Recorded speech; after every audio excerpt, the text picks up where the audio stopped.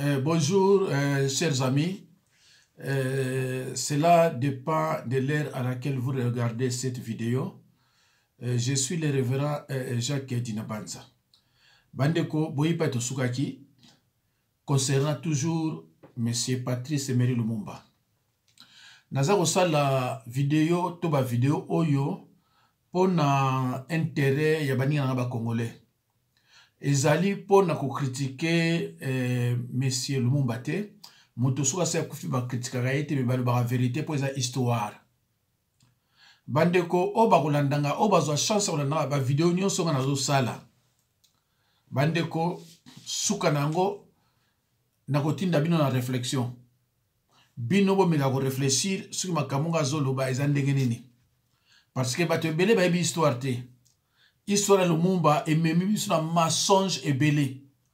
Kassavubu, né de père et de mère, ma belge va ligner le sous-souté, va ligner au commissariat. De toutes les façons, ce que moi dans Mboka, mon délai pas commissariat, c'est difficile. Mobutu aya qui est origine, ba yeba kiango, Mobutu azalaki agent de belge. Kabila le père, le azalaki congolais de père et de mère. Yewanati va bomir. Et voilà.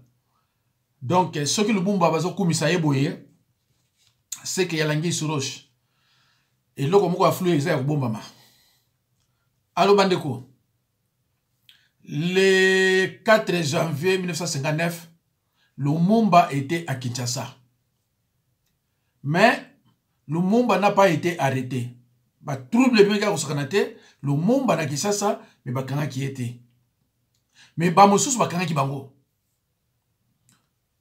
Nako expliquer nyonso. Nazana ba kombo ya ba oyo bakanga ki. Na opesa binongo. Mais Lumumba n'était pas arrêté. Parce que carrière politique, ya mon Lumumba, eza moins de 2 ans. Je dis bien carrière mobimba. Ya Lumumba, eza moins de 2 ans. Alors, Tokolukato yeba pourquoi benga kaye héros national? Batiki qui est héros national, bako benga ye père de l'indépendance. Toko kendeti na suka, nako sala tout na salango, lelo na lobby, histoire ya Lumumba esila. Ndeko, bon mona livre oyo, na banzi ba msuba yebiango, Africain, levons-nous. Bon mona livre oyo. Africains, levons-nous. Voilà. Livre yo va parler Lumumba. Ezana ba lokuta moko awa ezama wa mingi. Bino moko kakata on loba, bo comprendre que livre o pesa lokuta. Yogande ba komi awa. Devenu directeur commercial d'une brasserie, rêvait de construire un État uni. Naïbite ce bon monango. Mutala. Pas na souligné wana. Na évité ce na boye pe, ce na boye comme na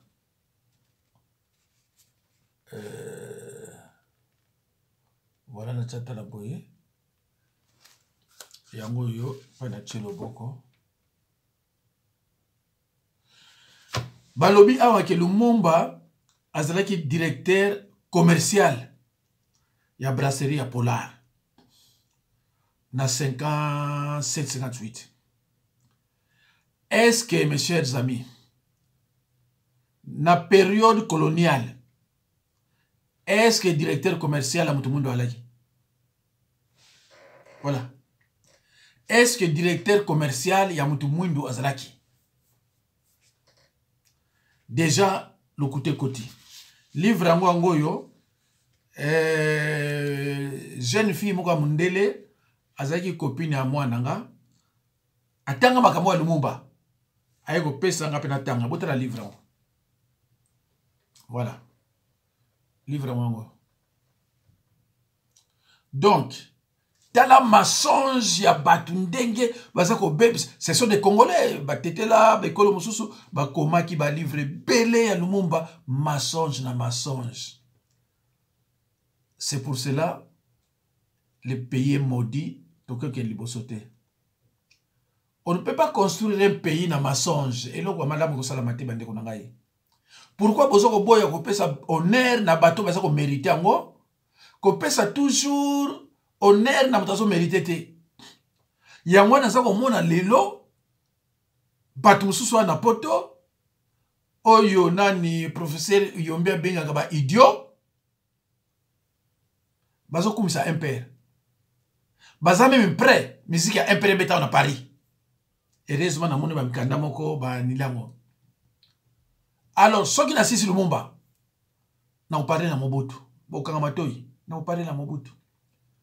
Parce qu'il y a des gens qui veulent faire comprendre aux jeunes que Mobutu a dit Motuma l'amo. Ceux qui ont la merde au lelo. Ils ont Lumumba na Mobutu.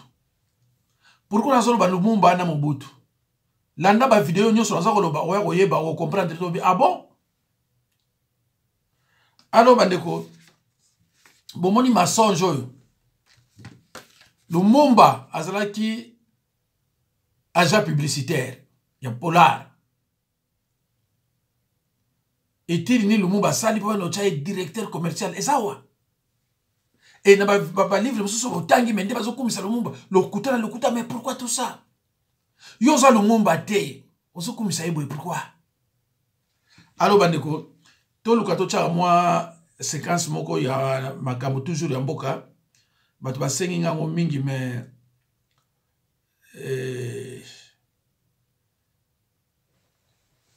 vous enlevez les 545 officiers tout rwandais de FARDC, il n'y a plus de crise. Voilà la solution. Par l'élection, par les concertations, le dialogue. On en a eu combien de dialogues? J'en ai compté 54 qui n'ont abouti à rien. Donc, la MONUSCO et l'ONU et la communauté internationale admettraient pendant une seconde que la crise congolaise est de type ethnique, qu'il n'y a pas de Tutsi rwandais. Pour ceux qui connaissent un peu l'histoire, c'est une insulte. Il n'y a pas de Tutsi congolais, mon Dieu. Le Rwanda a été créé au XVIIe siècle avant la création de l'État indépendant du Congo. Et le Rwanda fut une colonie allemande. Les Allemands n'auraient jamais laissé le roi Léopold II s'emparer des populations Tutsi rwandais, n'est-ce pas? Donc, les Tutsis sont au Rwanda, qu'ils rentrent au Rwanda. Qu'il y ait des Tutsis de nationalité congolaise, oui. Mais des Tutsis rwandais, des Tutsis congolais, il n'y en a pas parce que les Tutsis n'ont pas de terre au Congo. Il n'y a pas de terre appartenant aux Tutsis sur le territoire congolais. De même qu'il y a des Congolais qui habitent en Belgique, il y a des Balouba, des Baliansi, des Batétés qui vivent en Belgique, mais il n'y a pas de Batétés la belge, il n'y a pas de Balouba belge, parce que nous n'avons pas de terre ici, nous n'avons que la nationalité. Qu'il y ait des Tutsis qui ont acquis la nationalité congolaise, d'accord, mais ils n'ont pas de terre ancestrale. Nous avons la liste, qui se trouve ici d'ailleurs au musée de Tervuren, de toutes les ethnies bantoues qui ont cédé leur terre au roi Léopold II pour constituer l'État indépendant du Congo. Parce que l'État indépendant du Congo, l'EIC, contrairement aux autres pays africains, a été créé par fusion de terres, par addition de terres, appartenant à une quinzaine de royaumes et d'empires et à quelques centaines de communautés traditionnelles africaines bantoues. Alors que les autres États africains, les autres colonies africaines ont été créés par division.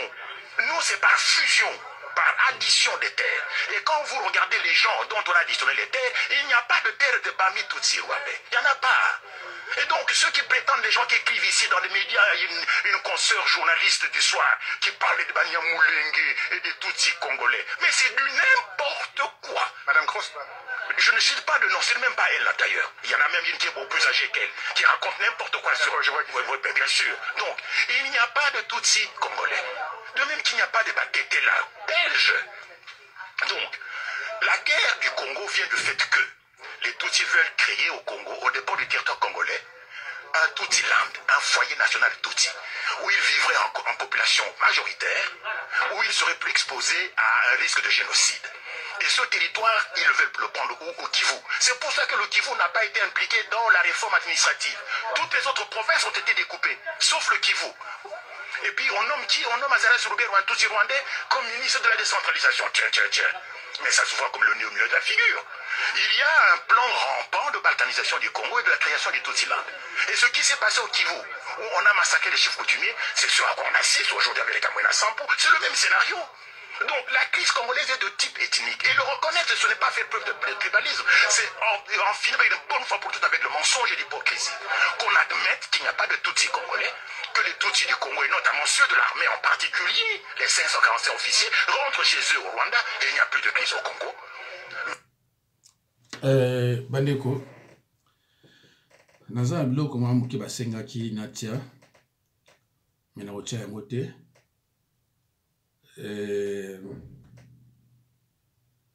Likambo te natia ta oyo bongo natala totia inauguration oyo. On va bien numéro 1 de la République à Tambola na objectif. Ezateke no mutasali pharmacie na ye numéro 1 ya population ya gwenogre yango wana eza makambo soni. Donc wana na kosuka wana nane pela kolobate. Ça c'est pas le rôle du président. Le président ne peut pas venir inaugurer 2 pavillons. Alors que nous attendons que c'est le financement d'Abbé Dachou. C'est pas normal. Le président pouvait déléguer juste un bourgmestre ou un chef du quartier ou l'administrateur de ces marchés-là pour venir inaugurer les 2 pavillons.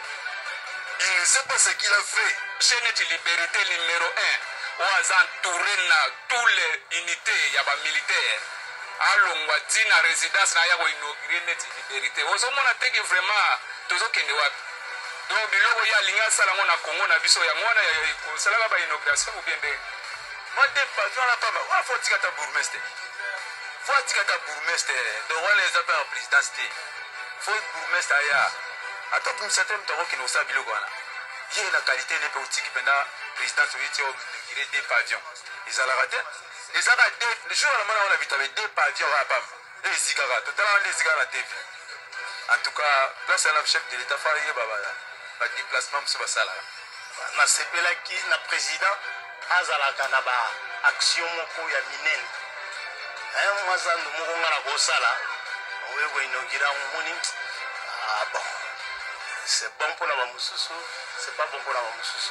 Des pavillons, tu vois, le président se présente à la place de Polo. Tu n'as pas gouverneur, tu n'as pas de mais ceux qui, quand il y a un président, il faut inaugurer 2 pavillons. Tu vois ce que ça fait? Ce que je peux dire, hein, mon différence à Kabila, Tshisekedi, ils ont un niveau de charisme. Kabila avait le charisme du président de la République. Hein? Il faut, avant d'avoir attendre le film à Kabila, on comprend que nos Kabila était charismatique. Bandeko, bato population sileki parce que Tshilombo a inauguré 2 pavillons ya Wenze. Le 2 pavillons ya ke atiki penza place na ye pour ko inaugurer ango. Ya boyoki peuple azakoloba. Biso tulingo zonga na makambo na biso.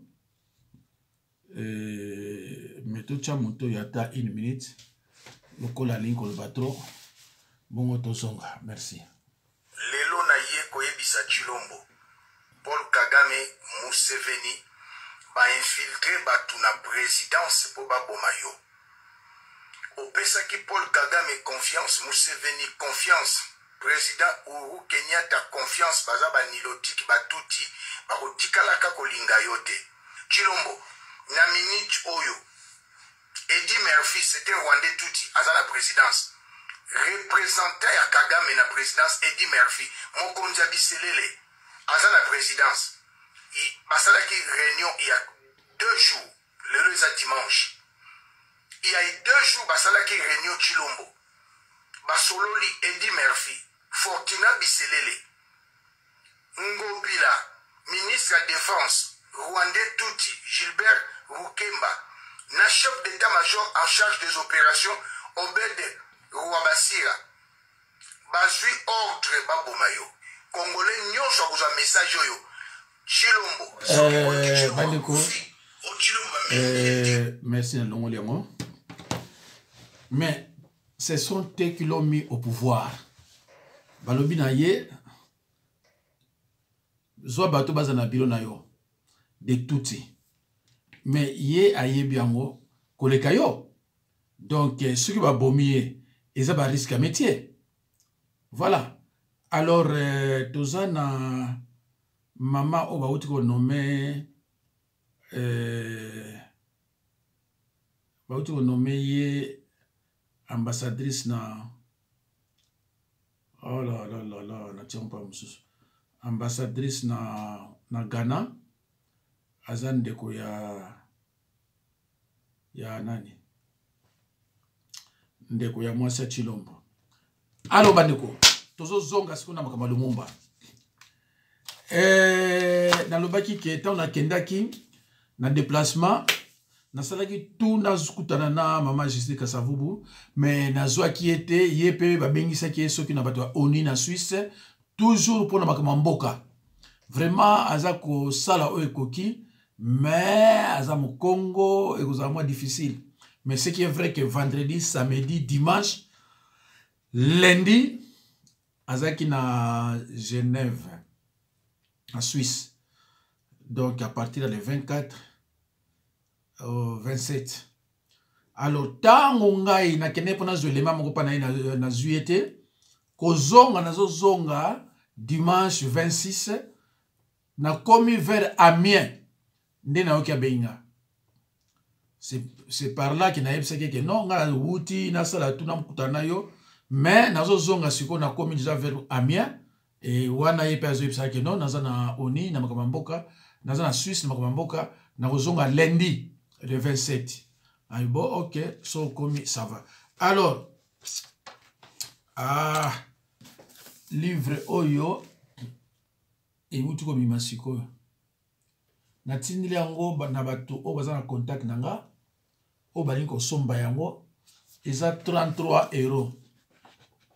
Mais pas ina komaki adresse eza na kati ya video onazo sala. Problème yate na video 850 na kolakisa ngo lisusu comme ça na ko chape adresse complète soko lingo zo yango. Na ba bibliothèque o bino boyebi ya minene soki bon ben na kopesa ba coordonnées nyonso. Alors bandeko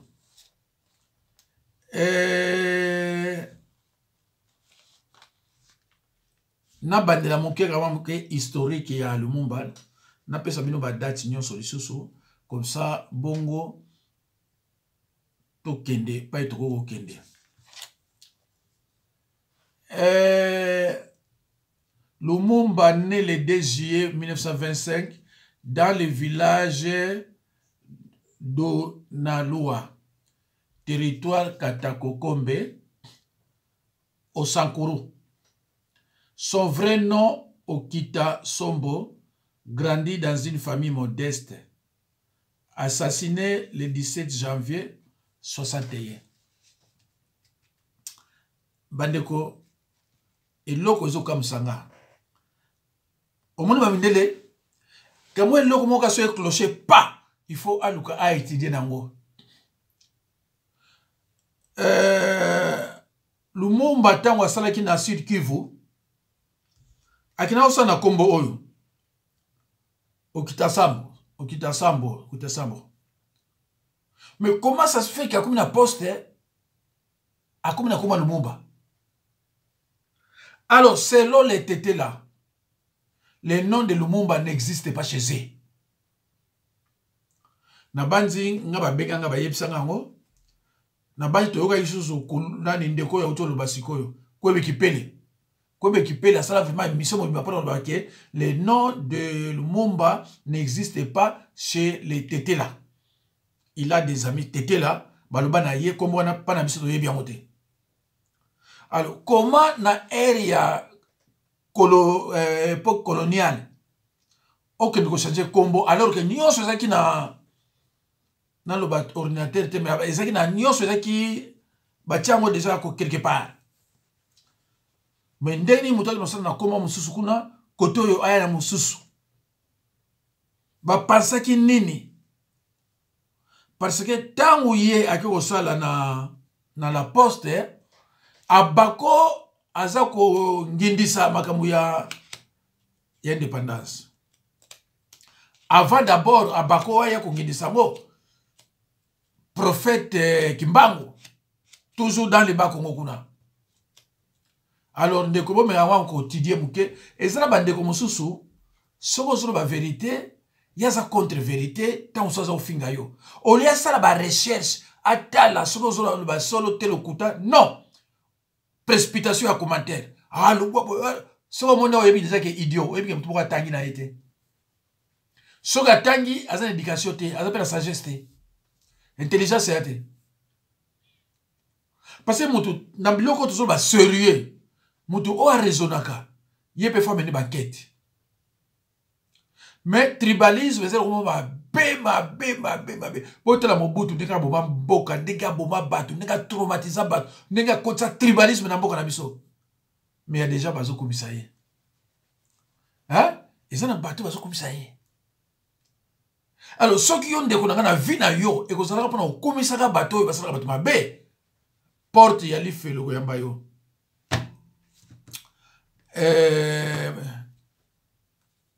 Et loko moko na moni awa obiso dozangi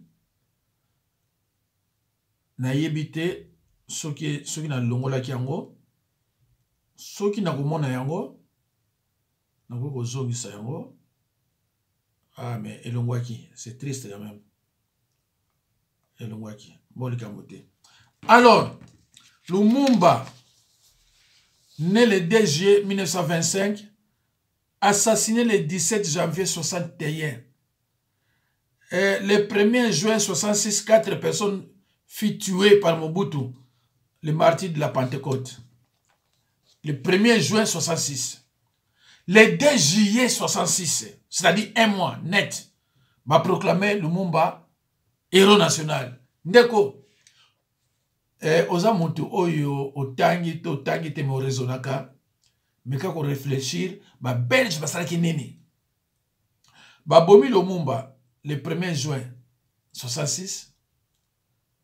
Qui ne ninganaki. Non, pardon. Ba bomi ba bamba banani 4 personnes wana le 1er juin 66. Le 2 juillet 66 ba proclamer Lumumba héros national. C'est-à-dire après 5 ans. Et après un mois, il y a un bateau oyo. C'est qu'il y a l'anguille sur roche. C'est là où il y a la vérité. Mais nous avons l'andanga malembe. Alors, ce qui est le 23-12 mois 1960, Étienne Tshisekedi, oyo bazala qui va péter à confiance à Lumumba. A bengi Lumumba crapaud. Cela veut dire qu'à reconnaître que azaki na ye erote bane unanga Lumumba na kufite akufa le 17 janvier 61 mais le 23-12 mois 60 Étienne Tshisekedi faut a finga e crapaud bosibo kangiye lukola bo maîtriser crapaud. Comment ça se fait que un héros baki to bengi crapaud un héros za nani un héros za mutu kwa sali kamongo ya grave donc batu nyonso za pour rien donc mutu ko finga yete mais Etienne Tshisekedi a fingi crapaud bande go fonda miso tangu ya fingi crapaud mutu moko a lobiti que non aza héros non de 58 décembre 58 ti na le 1er juillet 66 mutu ayebaka ke Lumumba zaki héros to père de l'indépendance asana été ti le 1er juillet 66 mutu abengaka héros to père de l'indépendance azana été banani babomaki Lumumba banani bakangaki Lumumba pourquoi Lumumba bandaki kokima tozo kende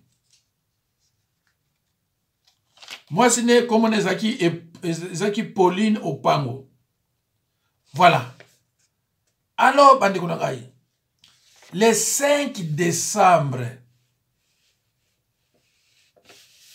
toza awa oh la tala pa yango kende Alors, en 1943, Lumumba azwi mosala na société minière de la province de Sud Kivu. En 1943, Lumumba a travaillé kuna na service ya cantine. Lumumba a travaillé kuna na service ya cantine. Boyebi musala cantine zakani. A travaillé dans la société, mais na département ya cantine. Département cantine musala ngo yali kosokola basani, kosokola ba fourchette, kolamba, ko laver ba verre, ko servir batu biloko kolia. Lumumba musala bana musala ya mwana. Mais na ba livre son atangi Bazolo Bakake, il a travaillé dans une société minière du Sud Kivu, mais en qualité de Bazolo Bayamote. Pourquoi Bazolo Bayamote? C'est la Luba Onkala. Alors, vers 1955, mouvement des révolutionnaires nationalistes et au Salama, c'est dans 55-56. Alors, mouvement wana ezaki na banani, ezaki na ba Kwame Nkrumah, Kasavubu, Neto, Philbert Yulu, nani Jokeita, Mandela, na batu mususu wana. Et puis, ezaki mingi na batu bafana na capitale, na ville, na batu bafana na village te. Bango nyonso wana zo tanga bazaki bato bana na ville mutu avana na village azala mouvement araki te makambo ezo passe na Kinshasa. Lumumba aza na villageois avana na bafe foko na mboka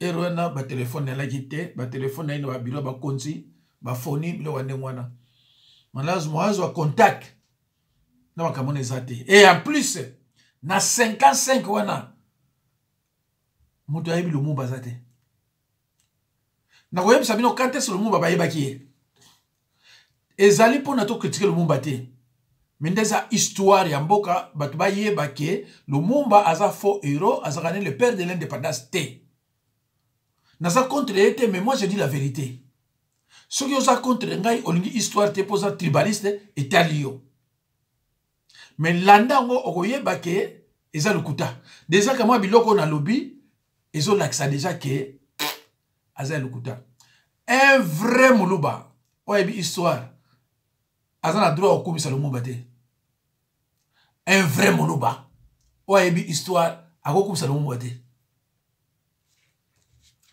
Alors après avoir travaillé dans la société na Kivu en tant que na kombo na bisebino, Lumumba est engagé na poste ya Stanleyville. Lumumba abotama na famille moko vraiment ya pasi. Alors ye a préféré ki asala pope a aider famille parce que na erwana salaire ezaki mabe.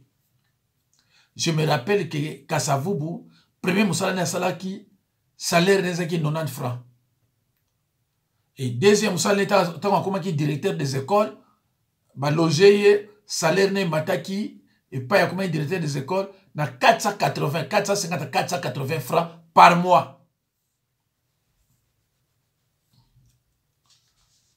Alors et pas ya qui n'a la kuna abana travailler en tant que planton dans service à chèque postaux. Alors, Lumumba, dans 56, Lumumba yibi. Où ça me rappelle, hein? Lumumba, ça y est, a yibi. C'est vrai, salaire, c'est la misère, mais qu'on yibi, c'est interdit. Dans la MCM, Lumumba est à Bruxelles. Asomi bilamba kitoko alati akotala mukonzi mususu mukonzi wana moni suspect abengi kuna na Stanleyville Tango ake kuna, tango après vacances à zongi, bakangi ye. Batuni ye babino awa mbongo ebungi. Mutu mso ko zongo ta pario. Alors Lumumba awanga na ina ete andimi effectivement azwaki po salaire ya mabe. Baibsete bazwakate bayibaka. Alors Lumumba a été condamné à un emprisonnement d'1 an ferme. Mais le coup ba linga ki ye ba na omona ke ndenge lu Kasavubu aza ko chauffer na droit des premiers occupants. Qui dit premiers occupants, les droits des premiers occupants dit, ça veut dire demander l'indépendance. Le coup Kasavubu exprime côté lié makasi. Il faut te préparer mutu moko pour que de combattre à Bako. Alors bandiko nangai Lumumba sera iso ba 6 mois kaka ba bimisie na prison. Tant ba bimisie na prison ba solo na ye ba tindie sikoyo na poste oya Gombe wana. Et pai Lumumba abana ko sala. Alors tant wasilisi il retourne à Stanleyville. Kunande ba ego chaye aide commis. Parce que ba monique muto fa c'est pour ça y. Batinda ki kuna po yeba ba Kongo yeba pe lingala. Mais Lumumba ngona muto lele makasi même ba moi mike pamba Lumumba kina lo bango te. Bozana vidéo mon côté o Lumumba ba lingala. Vidéo na boko luka ngo bona ngote. Pour na relaxer notre degré il y a vérité ngana zo loba. Alors sikoyo il faut batinda ye na fin 57 na Kinshasa pour combattre à Bako sous prétexte que bazako mité na brasserie. Quelle mitation? Parce que bino eza la poste boko no mité mutu la brasserie ya masanga ndengeni bomona honte ce qui mitation ya Lumumba nga osama mitation Lumumba nga osama entre poste na poste. Mais bango basali lettre ya mitation recommandation alors sala et pas batomela masanga. Alors, pour Lumumba aya ko combattre, pour avoir courage à mon qui va passer importance, il faut que tu aies un robodouin. Or, pour que tu aies un robodouin, il faut évoluer. Si vous évoluez, tu as un robodouin. Mais vous commencez à évoluer, bah passer au bako vous pesa attaque évoluer. Lumumba, Bruxelles. Lumumba comme na Bruxelles a coûté un robot de mabina courage. Ce que vous le 13 juillet Lumumba sirika ki na mutuna yaki na makobele. Tango a coûté un robot de ayebi robot de ba ina ini.